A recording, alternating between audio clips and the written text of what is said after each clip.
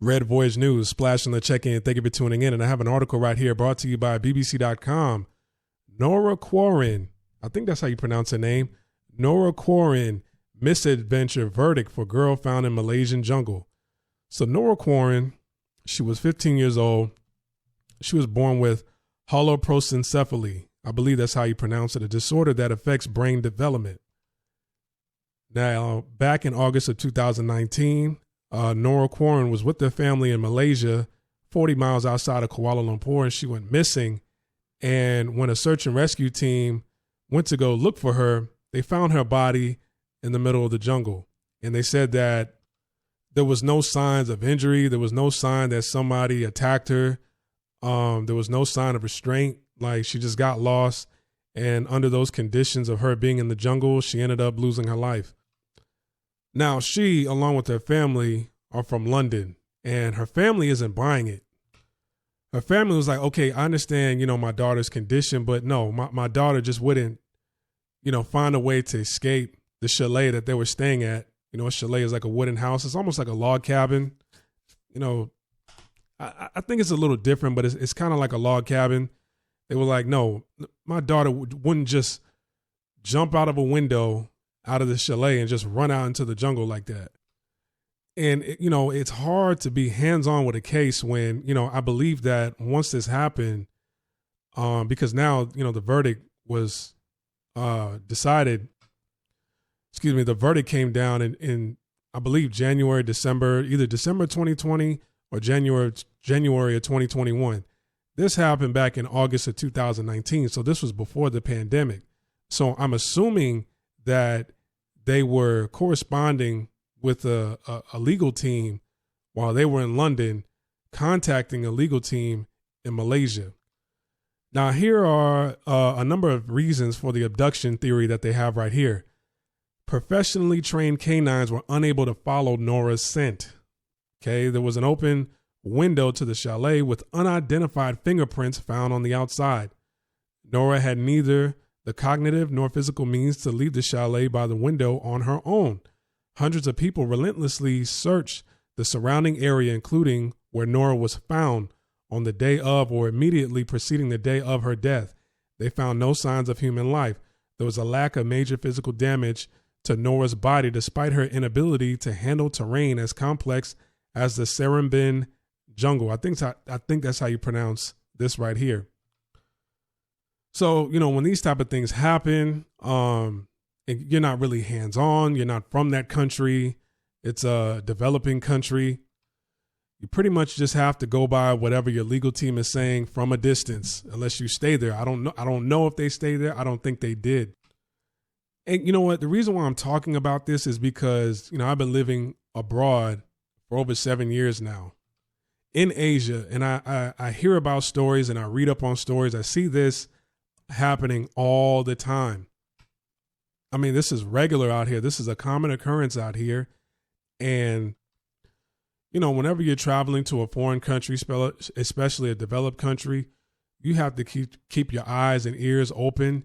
You have to use your peripherals, use your hindsight. And you have to be extra cautious, especially when you have somebody with a disability in your family and they're traveling with you. Because this happens a lot where somebody is either harmed, injured, they end up losing their life, and the family hires a defense team, and the family feel like, okay, the verdict, that doesn't sound right. Things just aren't adding up. They feel like the legal team that they hired are just clueless and absent-minded. They feel like, okay, there's something you're keeping from us that you don't want to tell us. You don't want this to go viral. You don't want this in the news. And at times, there is some validity to that. A lot of these developing countries out here, they rely, their economy relies on the money that they receive from tourism. That's just like back in 2018, 2019, a lot of people were traveling down to the Dominican Republic. They were losing their lives, and that was kind of a big thing in the media saying, that was trending, like, hey man, don't travel down there. So they took a dip in tourism that year. And then when that happens, the government, they have to pay out, they got to compensate the family, their loved ones that, lost, that lost their loved ones.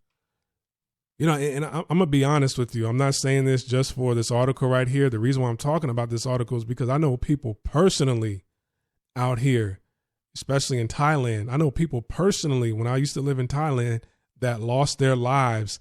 And when the family tried to hire a legal team to find out what exactly happened so they can, get justice for their child or be able to, get closure from the situation, they always feel like they're left in the dark. Like, hey, I don't believe what they're telling us.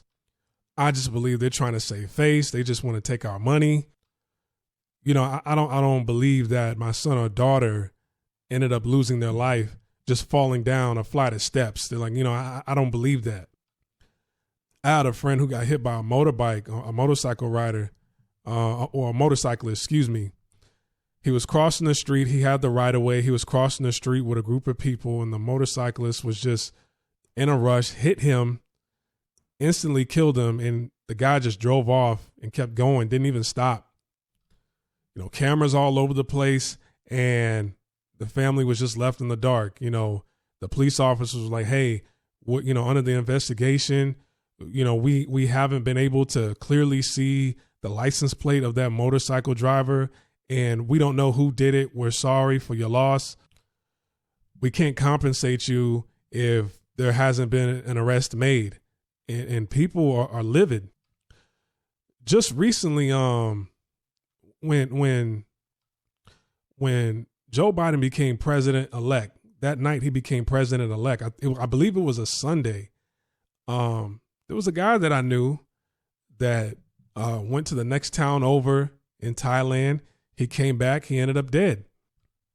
Like, I personally knew this guy, and his sister and his family, like, they have no clue to this day, still they have no clue, even though it was just a couple months ago, they have no clue what happened to him, how he lost his life.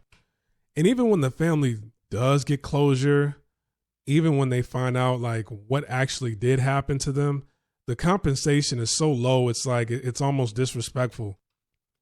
Like, I remember in Bangkok, I was in Bangkok when this happened. There were like rival gangs in the city center right next to Siam Paragon and Central World, like in the busiest part of Bangkok. That's where everybody goes, to those two malls right there. I mean, it's extremely busy. You can look this up. And there was a shootout between two Thai rival gangs, and they didn't hit each other. They all missed, but the bullets that missed, and it ended up hitting two East Indian brothers. Like, they were related to each other. They ended up dead. They ended up killing the brothers when their intentions weren't to shoot the two East Indian brothers they just missed. And, the family had to fly over and, hire a legal team and everything. And the city compensated them, the family, 1 million baht. Now, 1 million baht, at that time was only $28,000 US. I mean, and that's nothing. And since this happened out in the open in front of everybody, broad daylight, they had to bring in the media. They had to bring in the press. They had to do this on live television, take photo ops and everything of them handing the check over to the family and say, oh, this doesn't regularly happen. And, we take care of people when things like this happen to innocent citizens and foreigners. But at the same time, during that time period, there were a bunch of bombs going off all over Thailand.